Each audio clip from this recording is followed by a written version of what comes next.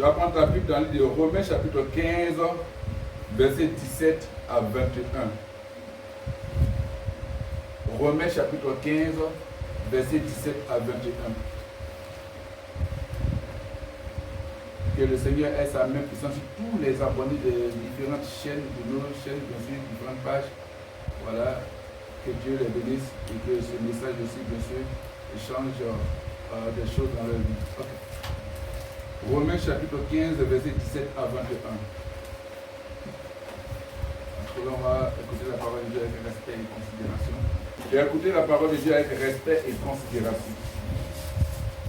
Et dans cette parole de Romains chapitre 15, verset 17 à 21, quand il dit j'ai donc sujet de me glorifier, c'est-à-dire qu'il dit j'ai des raisons. L'apôtre Paul dit il y a des raisons. J'ai des raisons, bien sûr, j'ai des raisons légitimes de me glorifier. Ce sont des raisons légitimes, ce sont des raisons valables de me glorifier, de se glorifier. Alléluia. Voilà. En Jésus-Christ, pour ce qui regarde les choses de Dieu.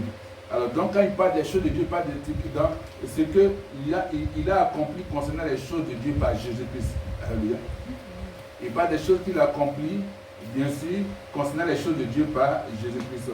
Parce qu'il dit, car je n'oserai pas mentir aucune chose que Christ n'ait pas faite par moi. C'est-à-dire, comme un instrument dans ses mains. C'est-à-dire qu'il a été comme un instrument dans les mains de Jésus. Alléluia. Pour amener les païens à l'obéissance par la parole et par les actes. Il dit, par la puissance des miracles et des prodiges, par la puissance de l'Esprit de Dieu, en sorte que depuis Jérusalem et les pays voisins jusqu'en Illyrie, j'ai abondamment répandu l'évangile de Christ. Alors qu'est-ce qu'il dit? Il dit même que sa prédication a été accompagnée par la puissance des miracles. Alléluia. Il dit que sa prédication a été accompagnée par la puissance des miracles et des prodiges, par la puissance de l'Esprit de Dieu, en sorte que depuis, bien sûr, là où les pays qu'il a cités, bien sûr, il dit il a abondamment répandu l'évangile de Christ en exécutant fidèlement, en accomplissant, en opérant entièrement la bonne nouvelle. Alléluia.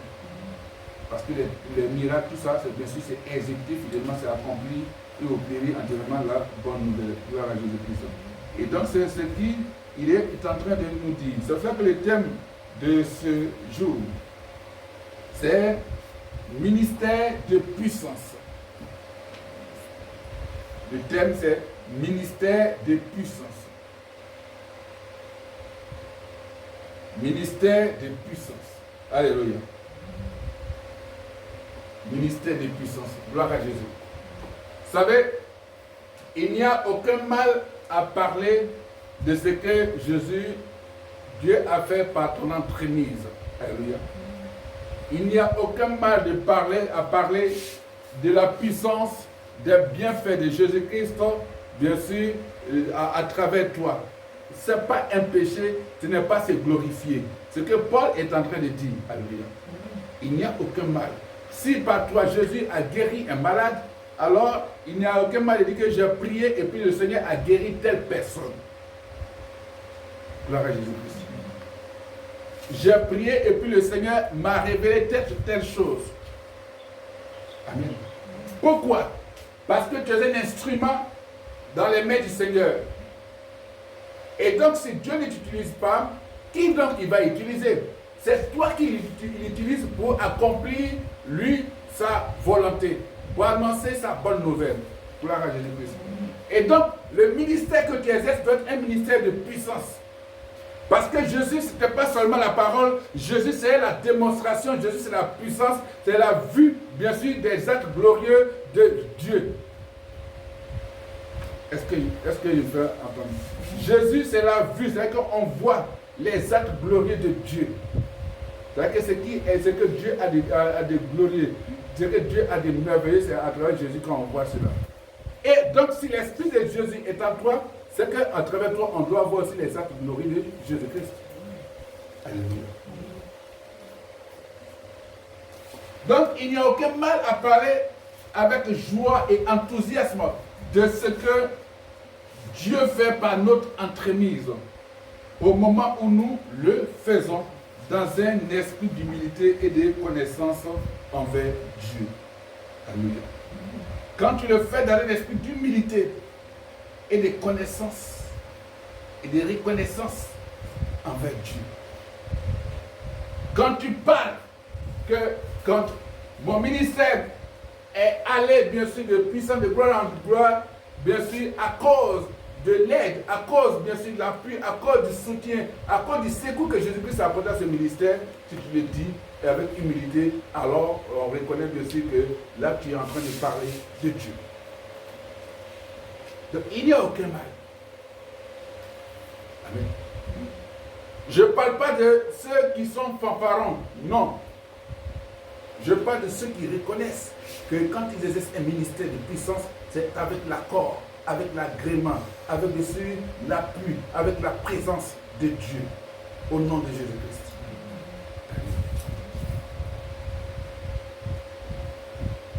Et Paul l'a dit, Paul le disait. Amen. Donc, nous ne devons pas uniquement insister sur le nombre de personnes que nous avons amenées à Christ. Non. Nous ne devons pas seulement insister, uniquement insister sur le nombre de personnes que nous avons amenées à Christ. Le plus important, c'est d'avoir été à l'origine d'un ministère qui produit, bien sûr, qui produit l'obéissance de la foi à la parole de Dieu. Alléluia. Gloire à Jésus. Et c'est important. C'est ça qui est le plus important. Donc, quand le Seigneur nous parle, il faut bien comprendre. Amen. Il dit, et je me suis fait l'honneur d'annoncer l'évangile là où Christ n'avait point été nommé afin de ne pas bâtir sur le fondement d'autrui. Alléluia. Et au verset 19 dit, par la puissance des miracles et des prodiges, par la puissance de l'Esprit de Dieu, en sorte que depuis Jérusalem et les pays voisins, jusqu'en Illyrie, j'ai abondamment répandu l'évangile de Christ. Alléluia. Gloire à Jésus-Christ. Donc, nous ne devons pas uniquement insister sur le nombre de personnes que nous avons amenées à Christ. Le plus important, c'est d'avoir été à l'origine d'un ministère qui produise l'obéissance de la foi en parole et en acte. L'obéissance de la foi en parole et en acte. Alléluia. C'est important. Et qui trouve sa source dans une œuvre et une manifestation authentique de l'esprit avec puissance. Avec puissance. Alléluia. C'est ça qui est le plus important. C'est pas dire, j'ai amené 20 personnes à Christ. J'ai amené 100 personnes à Christ. Quand moi je viens, quand j'arrive sur le terrain, en tout cas, beaucoup de personnes viennent à Christ. Parce que je suis un homme puissant, j'ai l'art de parler. C'est pas ça le plus important. Que quand moi j'arrive, voilà. Oh, homme de Dieu, tu vois ton ministère là, il n'y a pas assez de personnes. Quand moi je vais venir, quand je vais aller sur le terrain, tu vas voir les gens vont venir. Ce n'est pas ça le plus important. Non. Ce n'est pas le nombre de personnes qui t'ont amené à Christ qui est important. Pas du tout. Il ne faudrait pas seulement insister sur ça. Non. Le plus important, et ce que tu dois savoir, c'est que tu as été à l'origine. Dieu t'a utilisé pour être à l'origine d'un ministère qui produit, bien sûr, l'obéissance de la foi en parole et en acte. C'est-à-dire que tu obéis à Dieu. Pour dire que quand tu vas, tu annonces la parole, ça c'est bien sûr, que tu annonces la parole, c'est la foi, et puis il faut produire les actes. Tu n'as pas fini, tu finis pas seulement de parler, tu finis de parler, et puis la personne là ne prie pas, il n'y a pas de miracle, il n'y a pas de prodige, la personne ne voit rien, et puis tu finis de parler, tu retournes. Non, quand tu parles, tu annonces l'évangile, tu annonces la parole, alors il faut que tout cela suive. Amen. Parce que tu exerces un ministère de puissance. C'est ça que le thème, il est précieux. Le thème, c'est ministère de puissance. Quel est le ministère que tu exerces? Quel est le service que tu exerces? Même quand tu exerces un service dans la maison de Dieu, il faut qu'on voit la puissance de Dieu. Le balayage que tu fais dans l'église doit être un balayage de puissance. C'est-à-dire que quand toi tu balayes, Celui qui ne connaît pas Christ, quand il y rentre, parce que tu t'es laissé guider par l'Esprit de Dieu, quand la personne rentre dans le temple, dans la maison, la personne est touchée par la puissance de Dieu. Il y a une transformation. Alléluia. Quand tu chantes, pour Dieu, c'est un service. Il ne faudrait pas que dans tes chants, on trouve l'émotion. Tu chantes, puis les gens sont plus. Non, c'est pas ça. Chante, annonce, dis les paroles, louange. Ce que Dieu met dans ton cœur pour pouvoir changer la vie des personnes. Parce que quand tu vas chanter comme ça, pas pour faire comme les autres, mais pour chanter parce que Dieu t'a dit de faire, alors tu verras que bien sûr ces chansons seront des chansons de puissance et il y aura des changements dans la vie des personnes. Amen. Quand tu es commando, tu vois un commando bien sûr rempli de puissance. C'est-à-dire que l'homme de Dieu prie. Quand le démon veut se débattre, il arrive à faire lui, non, il va vers lui.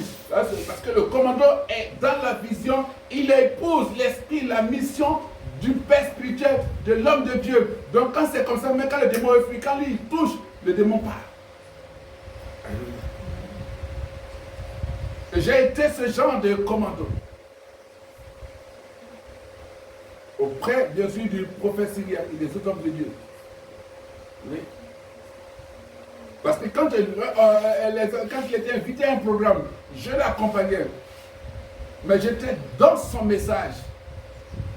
Je vivais son ministère. À tel enseignement, quand il prêche, l'Esprit me disait qu'il va dans telle rangée. Parce que quand l'homme de Dieu va déclarer dans telle rangée précise, qu'il y aura une manifestation. Et j'étais là au point nommé, à l'heure indiquée, à la minute indiquée, à la seconde indiquée. Et quand le prophète parlait, quand il y a la manifestation, moi j'étais déjà là. Et jusqu'à ce que même les hommes de Dieu qui l'invitaient disaient, mais ton fils là, comment il fait pour chose qu'on appelle? Il a dit seulement c'est parce qu'il est concentré. Quand Dieu t'envoie en mission, sois concentré. Or, nous sommes sur la terre pour accomplir la mission de Dieu. Donc, nous devons être concentrés pour l'œuvre de Dieu. Quelles que soient les vicissitudes, quelles que soient les difficultés, regarde, fixe l'objectif. Parce que tu as un ministère de puissance, arrive avec la puissance que Dieu t'a donnée. Amen.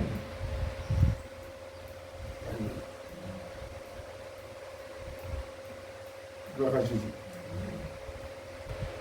Notre ministère doit toujours avoir une orientation missionnaire. Notre ministère doit toujours avoir une orientation missionnaire. C'est-à-dire que le missionnaire, c'est celui qui part, qui bouge, qui va partout là où Dieu lui dit de partir. Alléluia. Donc, il faut toujours choisir de se rendre dans des régions où l'évangile n'est pas prêché suffisamment, comme Paul l'a fait.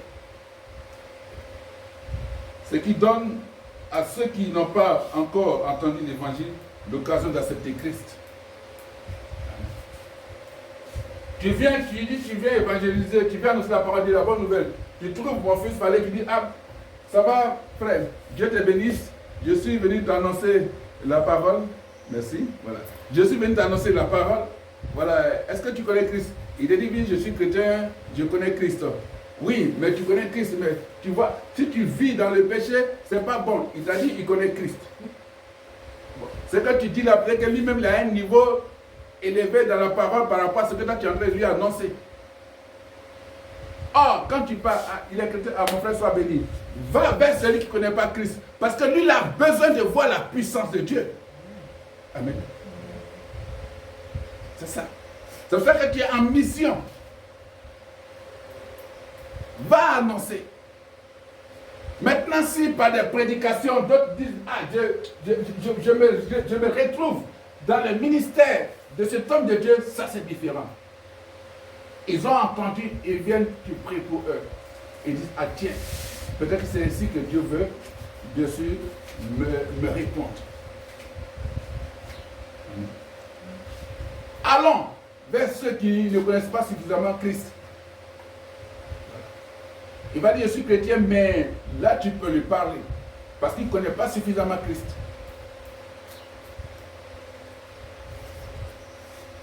C'est pourtant, quand quelqu'un va dire, non, je suis chrétien, quand il laisse, il faut demander. Par exemple, quand tu vas avec un ministère, tu vas à la puissance de Dieu, si la personne, bien sûr, est en train de mentir, elle ment. Ésaïe 52, verset 15. Ésaïe chapitre 52, verset 15. On parle des ministères de puissance, donc c'est une prédication de puissance. Donc si tu es venu encore pour dormir, pour bailler, c'est que toi tu as des problèmes. Ésaïe 52, verset 15. Ça c'est la vertu, l'essence du ministère de puissance.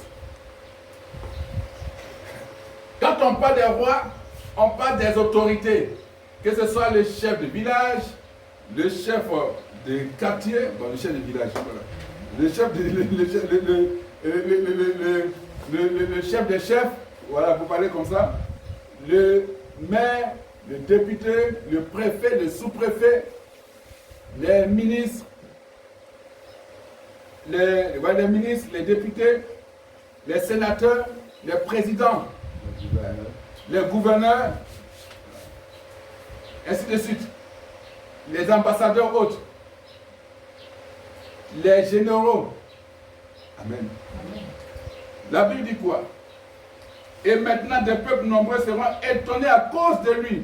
Donc, à cause de ton ministère, il faut que des peuples nombreux, beaucoup de personnes soient étonnés. Amen. Amen. Par la bonne nouvelle de Christ, les peuples de toutes les nations, les pays expérimenteront la purification spirituelle et le changement physique de leur vie.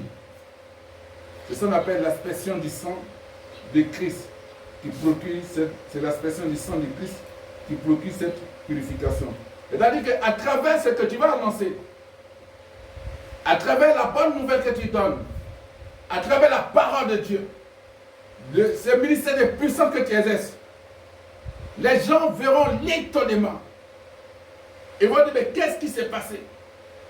Et ça fait que les rois, les chefs, les présidents, les autorités resteront là sans rien dire, étonnés, n'auront pas de mots, n'auront rien à dire, parce que ce qui se passe en toi est surprenant.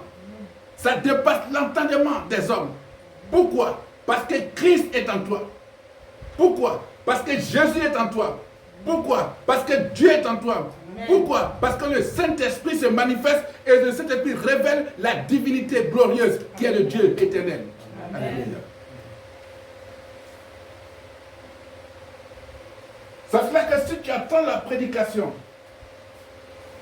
s'il y avait des blocages, s'il y avait des atteintes contre ta vie, tu obtiens ta délivrance. Amen. Au nom de Jésus-Christ. Amen. Le Seigneur m'a donné lui-même le thème. C'est pour ça que je suis dans la joie de l'annonce. C'est un message. Il ne vient pas en tant que prédicateur, il vient qu'en tant que quelqu'un qui porte un message du Seigneur. Amen. Hein? Des gens seront étonnés.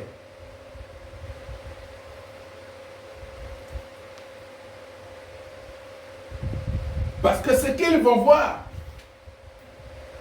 ne va pas ressembler à ce qu'on leur a raconté. Il est comme ça, il est ceci, il est là, il est comme il est penché, il est comme ça.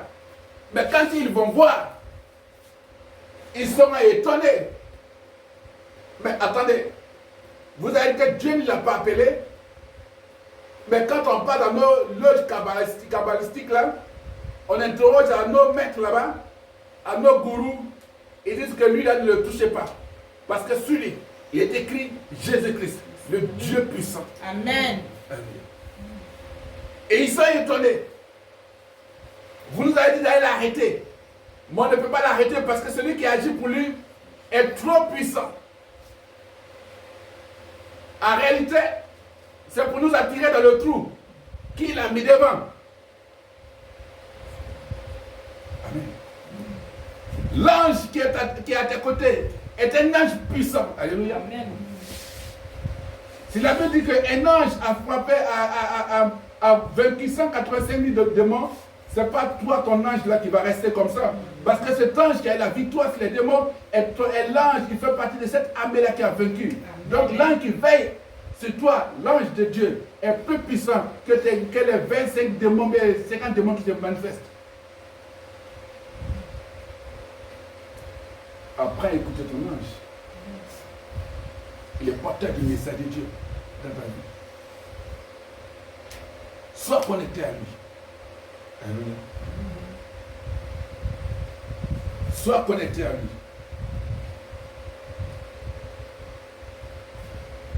Sois connecté à lui.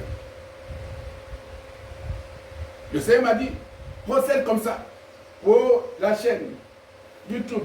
C'est Dieu qui m'a orienté. Et quand j'ai suivi, on a plus de 700 abonnés. C'est Dieu.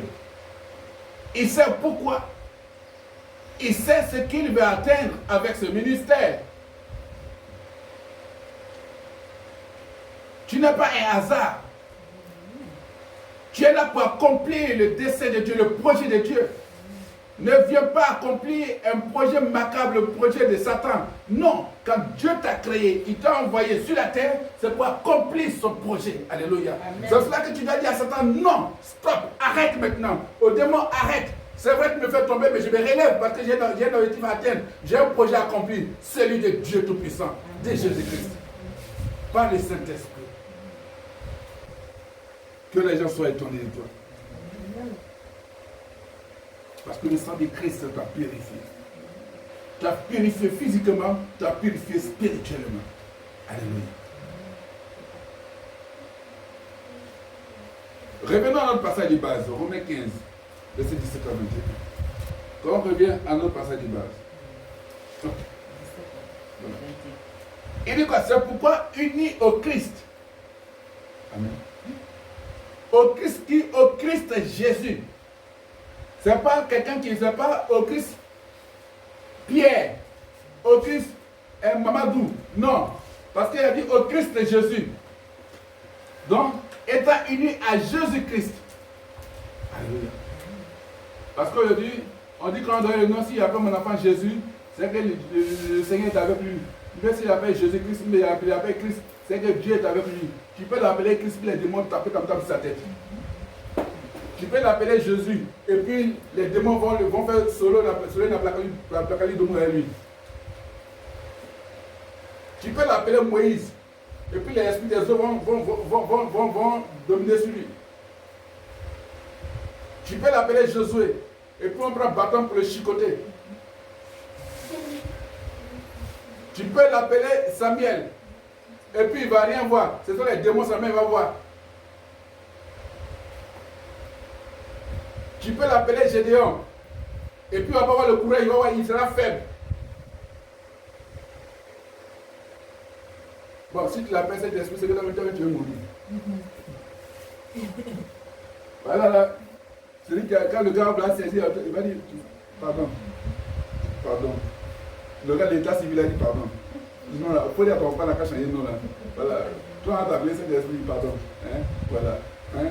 Nous-mêmes, on ne va pas à l'église, mais ça, il faut laisser ça. Il faut trouver un nom. Voilà. Sinon, il va s'appeler Matthieu. Il faut l'appeler Matthieu. Tu vas l'appeler Matthieu. Et puis tu vas voir que non, il ne va même pas aller évangéliser une personne. Il va danser mais dans les bars. Si ce n'est pas faire payer, on fait bien mal.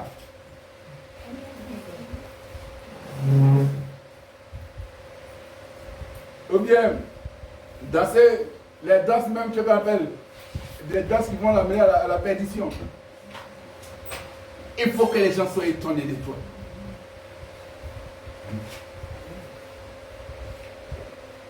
C'est-à-dire que dans le secteur d'activité où le Seigneur te met, il faut que par la puissance de Dieu, parce que tu vas exercer un service de puissance, les gens soient super étonnés de toi.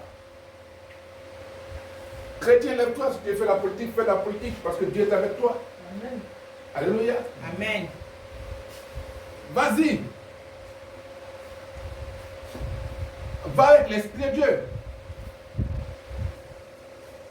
Si tu veux être un général, Dieu te placera à la tête. Vas-y. Alléluia.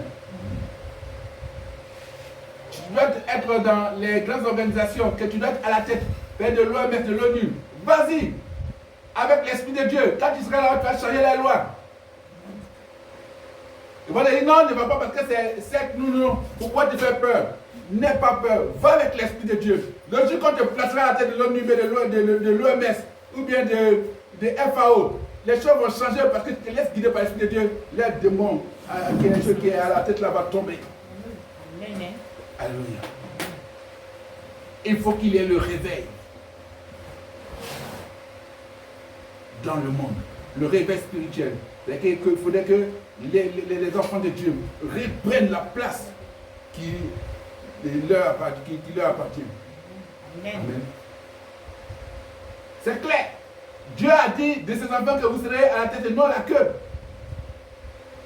Et on est venu que comme on a péché, on est à la queue. Et c'est quand l'ennemi a utilisé pour mettre ça dans la pensée, bien sûr, de nos devanciers dans la foi. Et c'est resté comme ça. Non, donc comme à cause du péché, maintenant on est derrière. On n'est pas derrière. Non. On n'est pas derrière. Le péché est un fait. C'est tout. Mais le péché n'est pas une vie. C'est un fait. C'est arrivé. Mais est-ce que ça a arrêté Adam et Ève de vivre? Ils ont vécu. Est-ce que ça les a arrêtés d'adorer Dieu? C'est vrai que la présentation de Dieu était différente, mais tout comme fait, Dieu était toujours avec eux. Amen. Gloire à Dieu. Donc, Romains 15, verset 17 à 21, ce passage est un message capital. C'est un message capital pour un ministère de joie et de puissance quand tu parcours ce message. Parce qu'il parle des choses de Dieu. C'est-à-dire que quand tu es sur le terrain, quand le Seigneur t'utilise pour accomplir des merveilles, tu es content parce que tu parles, tu dis, mon Dieu s'est montré à la face de telle personne. Qui suis-je? Mais Dieu m'a utilisé pour le faire. Car toi revient toute la gloire, Seigneur Jésus-Christ. Et si quelqu'un veut vous dire, homme de Dieu t'utilise, ce n'est pas un péché. Oui, Dieu t'utilise parce que tu es dans la présence de Dieu. Amen. Ton ministère est puissant. Oui, parce que tu es un ministère de puissance. Dieu te l'a donné. Tu n'as pas usurpé, tu n'as pas volé. Tu n'es pas allé te tremper les mains quelque part. Dieu t'a appelé. Que tu sois allé dans une école biblique ou pas, mais Dieu t'a appelé. Alléluia. Amen.